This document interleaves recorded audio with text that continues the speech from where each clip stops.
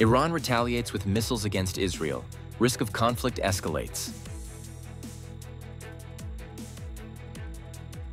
Prime Minister Pham Chinh concludes successful business trip to Europe. Gold market following directive from General Secretary to Lam. Hello, so good to see you again in today's news. And now let's get started. Last night, June 13, Iran just launched a large-scale attack, firing hundreds of ballistic missiles at multiple areas across Israel. This strike occurred about 17 hours after Israel's airstrike on Iran, which killed several high-ranking Iranian generals. Israeli media reported large explosions in various regions following 3 consecutive missile strikes. Images on social media showed smoke rising from central Tel Aviv around 9:30 p.m. local time. The damage in Tel Aviv is unprecedented, with dozens of buildings and vehicles hit by Iranian missiles or debris from intercepted missiles. Sirens were also heard in several central Israeli areas and Jerusalem. In a statement, the Israeli defense minister accused Iran of crossing a red line and warned that Iranian leaders would pay a heavy price. Regional concerns are rising that Israel and Iran will continue reciprocal attacks, escalating tensions and risking full-blown conflict. Authorities have located both black boxes from the ill-fated plane that crashed in June 12 in India, resulting in 241 out of 242 fatalities. The second black box was recovered just hours after the first, as officials searched for evidence among the wreckage.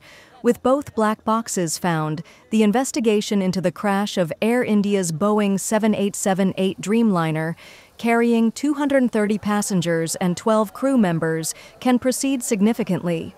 One black box is damaged but recoverable and will be analyzed in India, with U.S. investigators expected to assist on June 15th.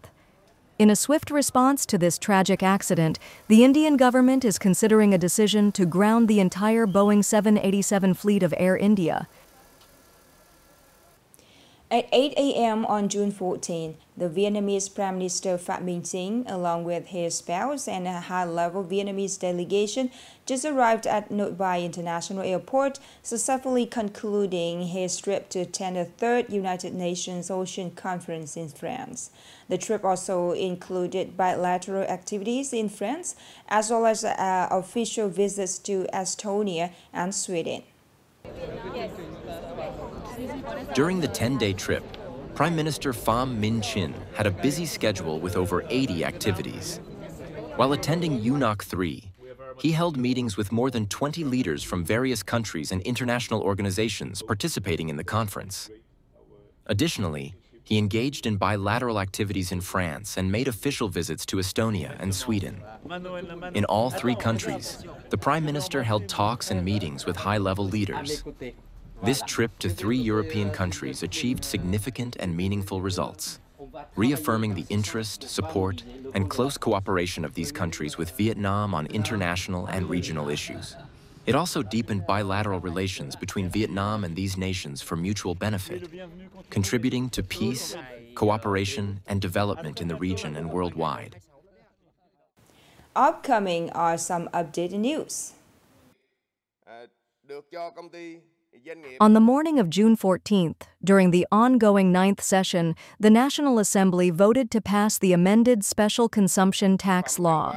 Taking into account requests for a more detailed assessment of the impact of the tax on sugary beverages, the law specifies that the special consumption tax will not be applied to these products in 2026.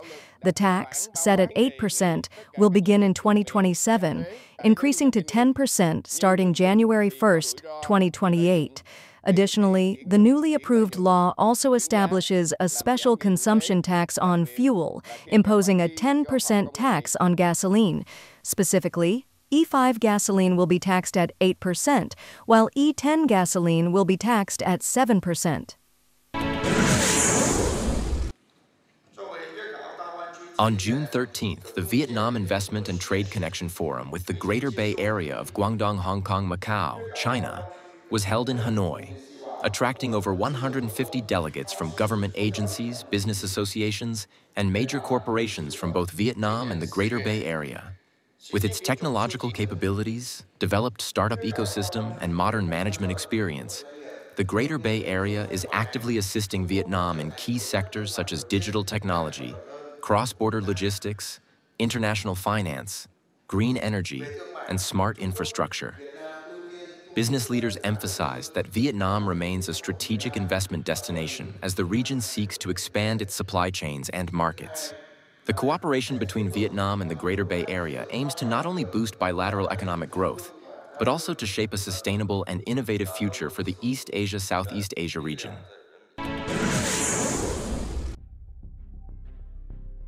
According to the government-approved plan, Nghệ An province will have 9 port areas and nearly 30 wharfs by 2030.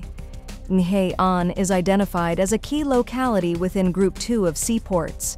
By 2030, there will be 27 to 29 wharfs with a total length of approximately 5,100 to 5,600 meters. The area allocated for ports will exceed 290 hectares, with over 24,800 hectares of water surface. This plan aims to develop a modern port system capable of accommodating large vessels and competing effectively in the region.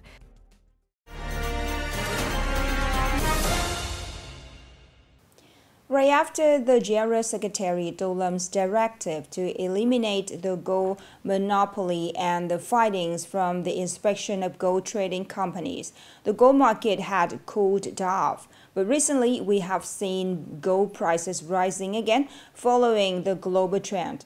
The gold market is still tight, making it tough for the people to buy. More in this story. After the directive to eliminate the gold monopoly at the end of May, domestic gold prices dropped continuously. However, since June 5th, prices have been on the rise again. Unlike before, this time the increase is slower and the fluctuations are narrower. Despite ongoing efforts to stabilize the gold market, supply at stores is still limited. Many stores have no SJC gold bars available, and people can only buy 1 to 2 maces of gold per day without waiting in line. This morning, June 14th, gold prices increased by an additional 1 million VND per tael compared to early yesterday. I've been waiting to buy a few maces of gold for savings, but the store doesn't have any to sell. Gold is really hard to buy now, and prices are high. In reality, domestic gold prices are still influenced by global prices. If global prices continue to rise, it will be difficult for Vietnamese gold prices to remain stable. On June 11th, the State Bank announced plans to amend Decree 24, which will end the monopoly on gold bar production. In addition to SJC, other qualified brands will also be allowed to produce gold bars. Companies and banks that meet the requirements will be granted gold import quotas periodically. Many believe that if the supply becomes more diverse, domestic gold prices will cool down.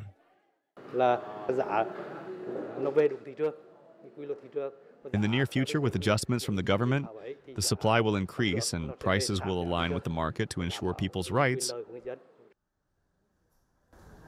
The amendments to Decree 24, along with plans to establish a national gold exchange and considerations for applying taxes on gold transactions, will be strategic solutions aimed at enhancing transparency and modernizing the gold market in the near future. The last story to end it our show today. Thank you so much for your attention. Goodbye and see you later.